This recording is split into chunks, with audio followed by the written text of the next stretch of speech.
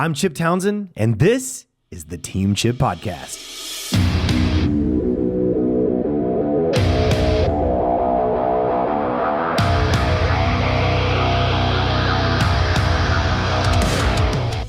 My favorite part about all of that is I get to truly and authentically be myself. And that starts with my personal training outside of class, what I put in my body, what I put in my head, and what I put in my heart. I don't think I would trade that experience because it makes me love what I'm doing now more than what I did. There is no monotony in teaching. There's no monotony in martial arts.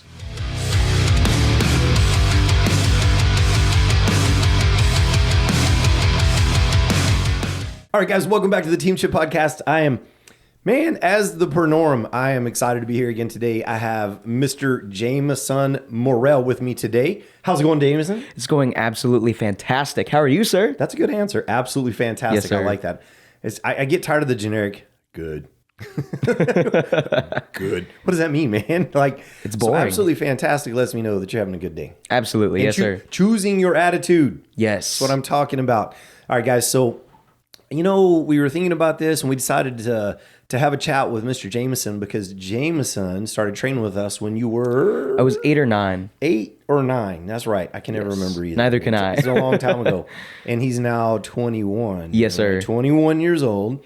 So a long time of training, but you had a short period where you left, right? Yes, sir. You were working for us as an instructor left. So anyway, kind of the idea is I quit teaching martial arts and it was a huge mistake. And we wanted to bring Jameson on and talk about that because I find that's kind of a common thing in the martial arts world, right? Right. Yeah. You probably didn't know that, but I do. There's a lot of guys that are highly successful in martial arts that started in martial arts, maybe worked for someone, left for a while, and then went, hey, I didn't realize what I had, and they come back, right? For sure. Cool. So we're going to chat a little bit about that today.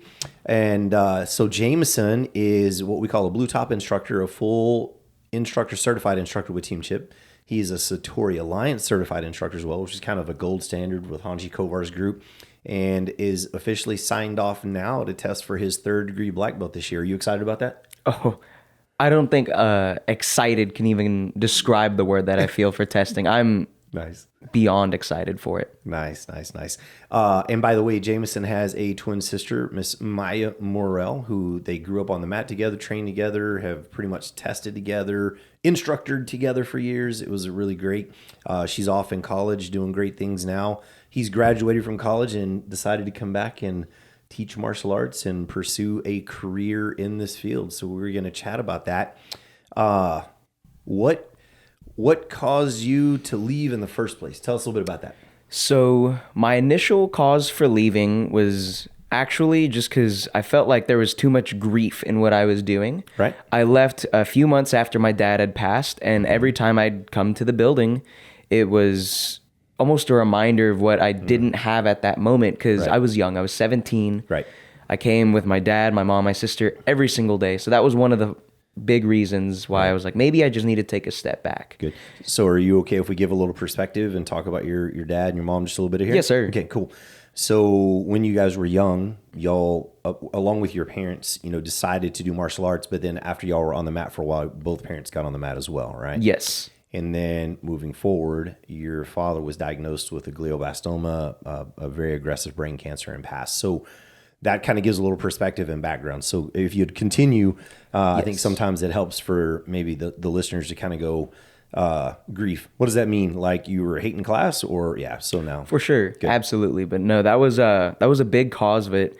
And it was my senior year of high school. Right. I went to Adams High School and they pushed college. Right. You need a career with longevity. And at the time I didn't believe that martial arts was a career of longevity due to it being your body was you had to maintain. Your product. Yes. If I wasn't maintaining my body, right, I couldn't be a great martial art instructor for longevity. And being in high school, they promoted that being at the desk, being behind a counter, being a desk jockey is what made you your money long term. So with that being what was being fed to me constantly, my mindset had switched from this is what I know I can do versus this is what I'm being told what works. Right. So let me just go and do what works. Right. What works. You know what I mean? Right. For sure. What you're being told, what you're being fed. I kind of love this. This gets a little challenging right here because There's a little bit of an indoctrination maybe going on in the world. Like, Right. oh, you must go to college, right? Which we know is absolutely great for some people, but not for Yes. others. Not everybody fits right. And so anyway, yeah, keep going, man. That's good. Absolutely. And then I got into college. I'm a finance major at Hardin-Simmons, and I really loved what I was doing there. Right. What I did, I loved. And I found a job in that career. It was I was a banker. I was a personal banker at a local bank here in Abilene, and I worked there for about a year and a half, and that's when I realized what I was doing was just not what I needed to do long term. I knew what I did growing up was influential, was impactful, and that was the thing. Working at a bank is impactful in that moment. Right. I help someone in one moment, and then the next moment they're gone. Right. But I get one moment to teach a kid how to do a jab cross, and it's much deeper than that. Right. It's the confidence they build doing that. It's the fact that they can go home and go, "Hey, mom, look at what I learned today." They display something with confidence. They can talk with confidence. Right. They had something at the end of class that they didn't have beforehand. Right. And that's just with one moment. And that's just, to me, that's just way more impactful than here's your changer. How would you like your check cashed today? Right. Absolutely. So I'm kind of sensing that maybe that wasn't as fulfilling as something else that you were a little more passionate about. You see some more long-term effects with? Absolutely. The fulfillment factor behind it for me is with martial arts, I know what I'm doing has a long-lasting impact, and I know what I'm doing. If I'm doing it, I know I'm meant to be there. Right. In my heart, anybody can learn to cash a check. Anybody can learn to count money because those are simple, basic skills. Right. But to have the emotional intelligence to look at a room of 3-year-olds and know how to talk to each and every one of them to make them know that you know they were there, because that's the important part. Right. If there's a class of 23-year-olds, Right. they need to know that I know that they were in class, and to be able to go from a class of 3-year-olds to a class of 7-year-olds to a class of adults to a class of black belts to a class with a different dynamic. Being able to have that, I believe, is just another step above that. That is one of those things, it's not caught, it is taught. Right. And being in martial arts is one of those places where that type of community, that type of emotional intelligence is taught. Right. Interestingly, not to get into a segue into a different, topic, but, statistically, EQ, emotional quotient, emotional intelligence, is a much larger indicator of success. Someone who has a high level of emotional intelligence, a much larger indicator of success in the big picture than IQ, which is intelligence quotient, which I think a lot of times in school and kind of the standard education system, it's the intelligence quotient that's pushed, right? Right. Memorization, rote memorization, check the boxes, fill your brain with information, but maybe not as much emphasis put on the emotional intelligence portion of that. So what do you think about that? I 100% agree with that, because in my head, the correlation is education versus intelligence. Right. I can read a book and I can learn everything in the book, but it's one thing to understand it and to have it in application. Right. And I believe that's a key part of communication too, because if I want to come in and have a genuine conversation with you, I need to not only understand what I want to get out of the conversation, but how to approach it. Because there might be a day where I could catch you on an off day and I don't know how you're feeling. So if I come in and I just start barking and yelling and try to get my point across, that gets nowhere. Right. I need to be able to assess the room, assess who I'm trying to talk to, and match them. I need to mirror the situation. And then if I know what I want to talk about, which I should, because I'm going into it knowing what I need to get done, I match the situation, and then I bring it to where I need to be. Having the emotional intelligence in that situation, I believe, just triumphs everything else. Right. Absolutely. So let's go back for a minute and let's just think about teaching martial arts. So right now you're an instructor. What do you love about that? What do you love about teaching? I love that every day it's just not the same thing. Like every day a new challenge. Every day is absolutely different. What just fell out of little Johnny's uniform over here? Oh, it's goldfish. Yeah, it's the snacks. No, anyway, yes, and it could be other things, by the way. It definitely could be. Right. Yes, but I think the challenge of it being, no matter who you talk to, no two people are going to be the same, and your job description is not a black and white job description. Right. You go in with an open mind, because one moment you could be teaching little Johnny how to do a jab cross.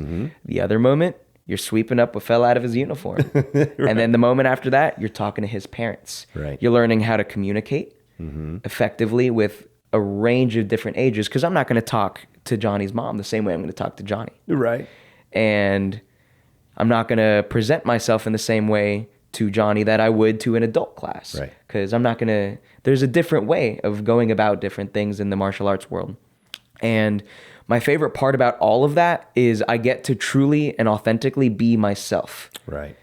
Because if I truly believe in myself and what I'm doing, if I am a follower of God, I know what I'm doing is right. I don't need to pretend to be somebody else. I don't need to be Jameson Morrell who works at so-and-so. I don't need to be that. I can be just Jameson, and this is Team Champ Martial Arts. And that just says what it needs to say. Absolutely. I don't need to have a label. There doesn't need to be a Mr. or Mrs.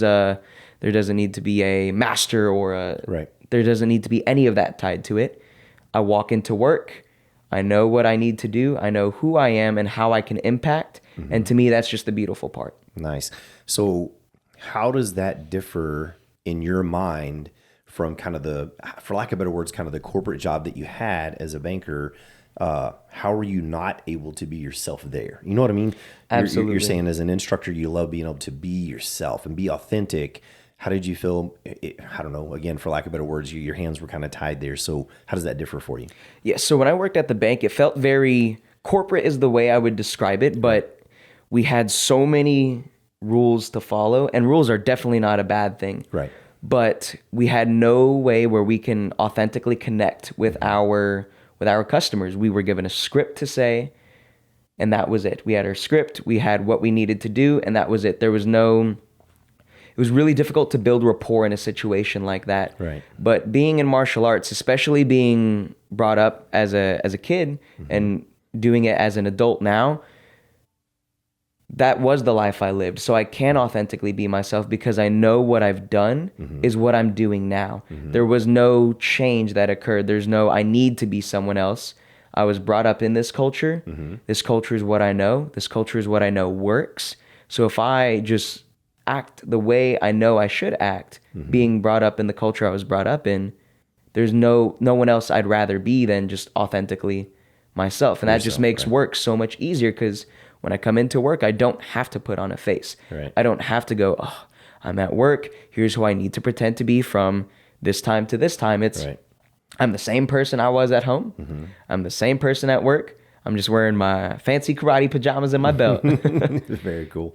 So let's go back a little bit here and think about, you were talking about when you were in school, at Adams, college. And hear me, I have no problem with that. There's so many people that are highly successful by going and getting their college degree. I have a college degree. You have one, there's nothing wrong with it at all. And it fits for some people, but I've had students in the past that have done a year or two of college and went, this is just not my thing. I don't enjoy it. I don't care to do that. That's not the direction I want to go. But were there other things besides the education system and maybe teachers kind of pushing you a direction that you maybe didn't want to go as much? Were there other factors, income or status or, hobby versus career type thoughts? Can you speak to that a little bit that pushed you away from martial arts? Yes. So I would say income was one of those things, because my parents, they were born in New York City. When they perceived finance, they perceived Wall Street. They looked at what these Wall Street billionaires were making, and in my head, I'm like, wow, that's fantastic. Right. That tangible is fantastic.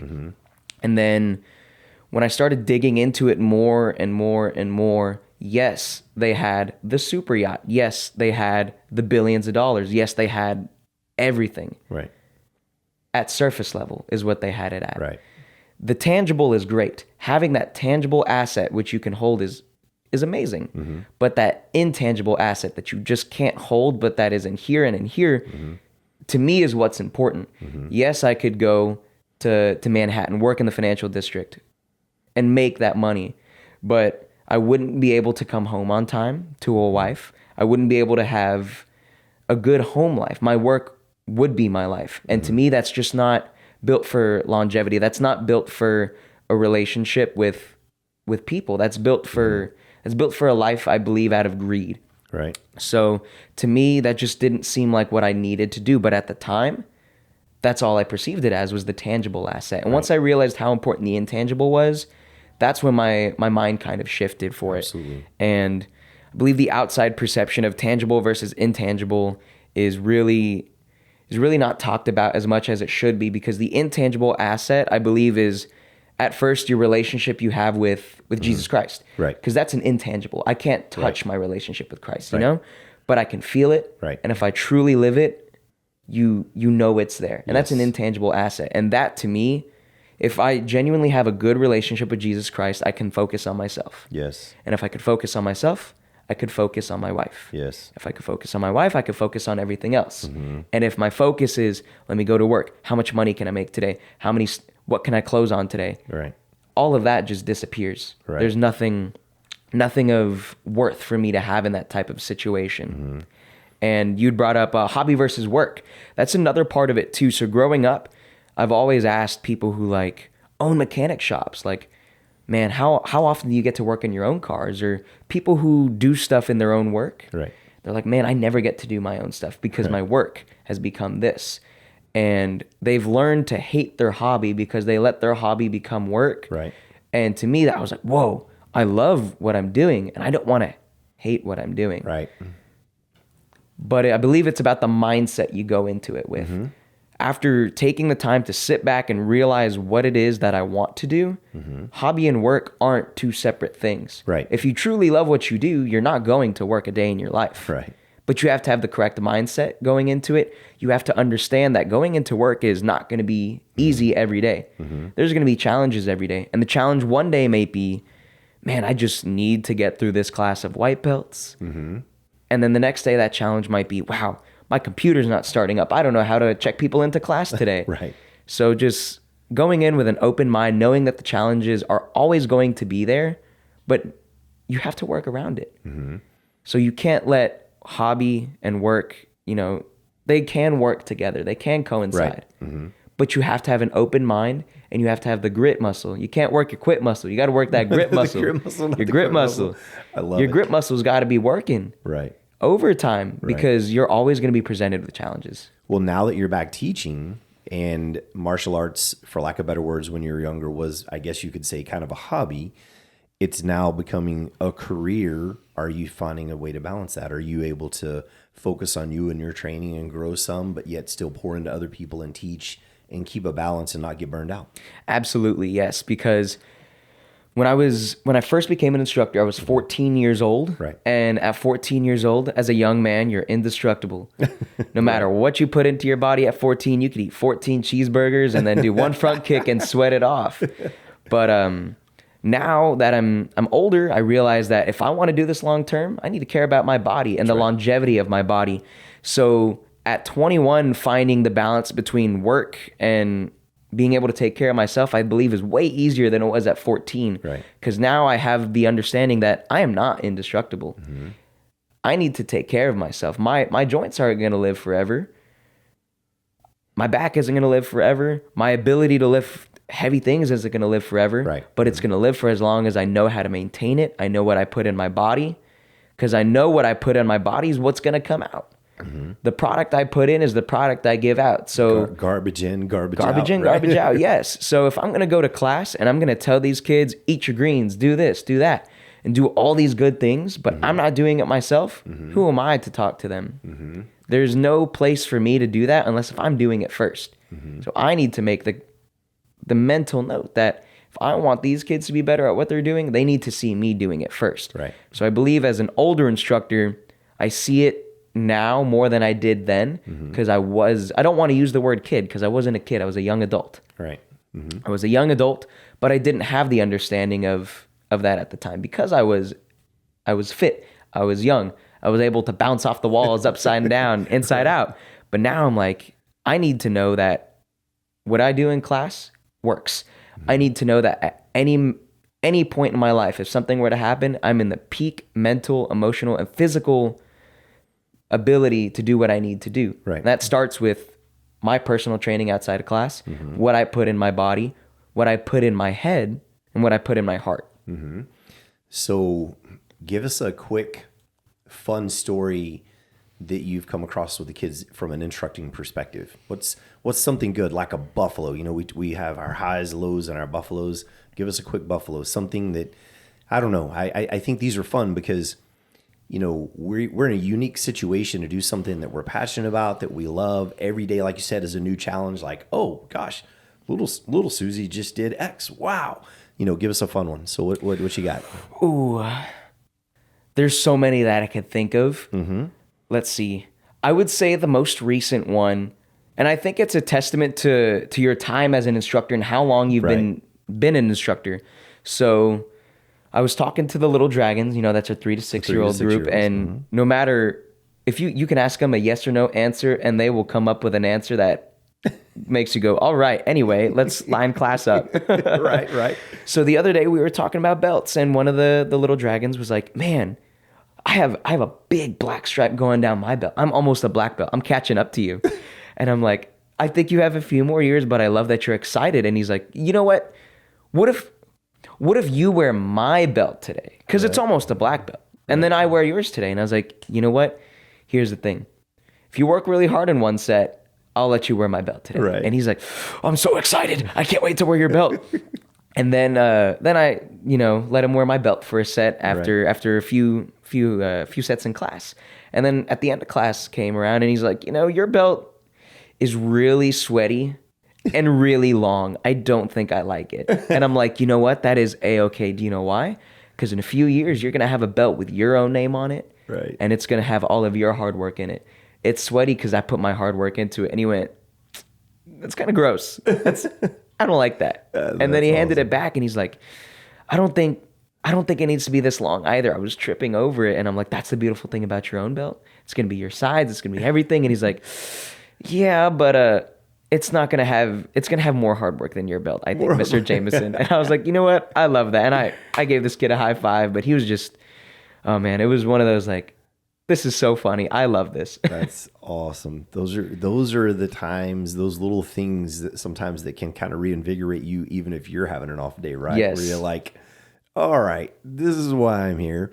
So do you have any stories of times where you see a kid kind of get it? Like, you know, you have a moment where they're struggling with something and it clicks and you kind of get to go, yes, they got it. So share one of those. Absolutely. The aha moment.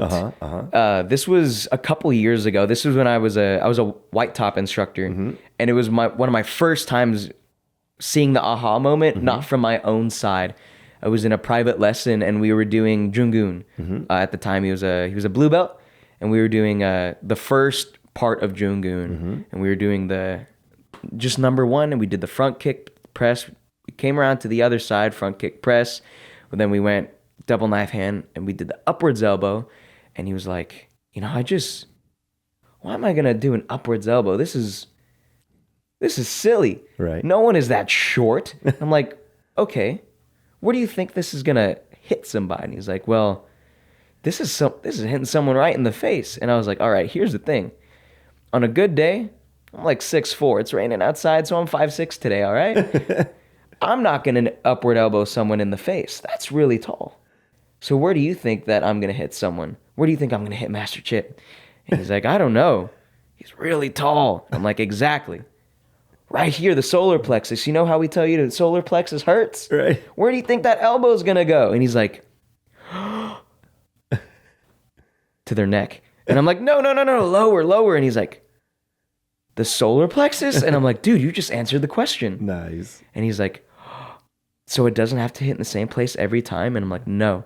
Nice. It doesn't. It goes where it needs to go. And if that's where it needs to go at that point in time, That's where it goes. And he's like, so my kicks don't have to be high all the time, right? And I'm like, in class, I want to see them high. Yes. I want to see them nice and high.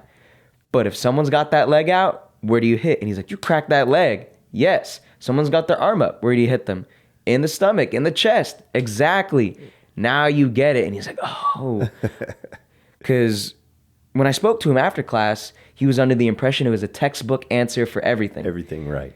I always see the black belts kick high. I need to kick high. Kicking high is great. Kicking high works on your flexibility and mobility. But if you don't have the ability to kick someone in the head because they're tall, where can you kick them? Right. Find that opening. Find that available target. Pick a good target. Yes. Right. Those moments are so fun when you see their eyes light up and they just like get it, or they hit something really hard for the first time because their technique starts to produce fruit, and it's so cool. So do you have any advice for other young instructors? Let me ask you this. Would you trade the experience of leaving for a while and doing kind of a corporate job before you came back? Does that make sense? Absolutely. I don't think I would trade that experience because it makes me love what I'm doing now more than what I did. Working at the bank, I feel like there was it was almost like a honeymoon phase. Mm-hmm. I went in, I'm super excited, I'm ready to go. And that lasted maybe a few months, and then it just became monotonous. Right. There was monotony in the job. I went in, I clocked in, I sat at my desk. Hi, how can I help you today? And that was it. That was the peak of the job. Mm-hmm. There is no monotony in teaching. Mm-hmm. There's no monotony in martial arts. When you do it, yes, there's monotonous movements. Right. But that's called mindful repetition, and that's what makes you better. Right. There's no such thing as monotony. I don't believe there is monotony, because monotony to me sounds like it's boring. There's nothing boring about what I'm doing. Right. If I'm going in and I love what I'm doing, there's no time for me to be bored. Mm-hmm. And that experience I had away made me realize how impactful and how much I had at 14, working a job at 14 versus working a job at 20. Right. Mm-hmm. So it just made it more valuable. It was almost, to me, it was kind of like and that's the finance brain. It was almost like a stock. I saw it like I left, the stock worked its way up, I invested. I came back in, and I'm not letting that investment go. Cool. So if you had any advice for a young instructor out there that's coming up and learning the ropes, learning how to teach and move forward, what advice would you give them to encourage them to stick with what they're doing and not give it up? Right. I would let them know that it is okay to feel like you're not doing good 100% of the time. Right. There is no job, there's nothing you're ever going to do where you're 100% doing everything right 100% of the time. Right. Mm-hmm. Let them know it's the elm tree of mastery, right? The effort, the learning, and then mistakes are okay. I think that is the biggest part, is learning that mistakes are okay. What I've learned working in this job is the mistakes that I've made are not as big as I thought they were in my head.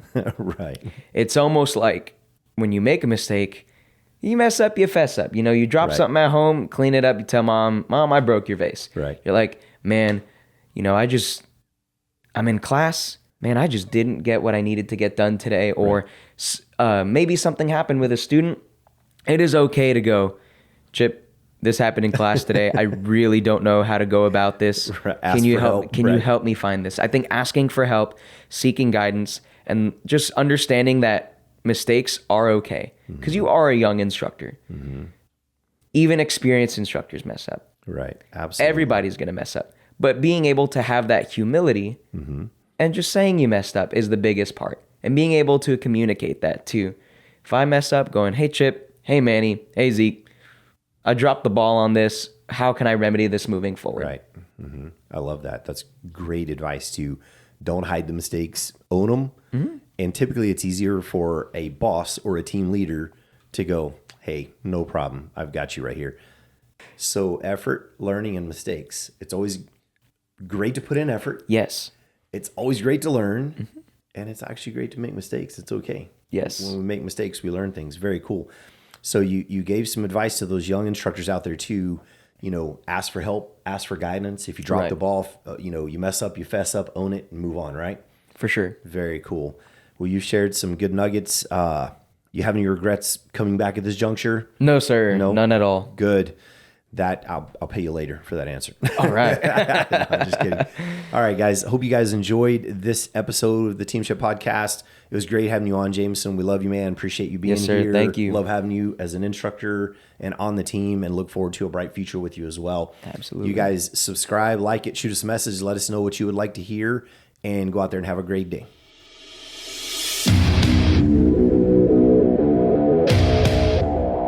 Thank you for tuning into the Team Chip Podcast. If you enjoyed today's episode, don't forget, subscribe, share, and or leave a review, because we need you. We appreciate you so much, and without you, we can't make this happen. Remember, consistency is the key to success, so go out there and never be outworked.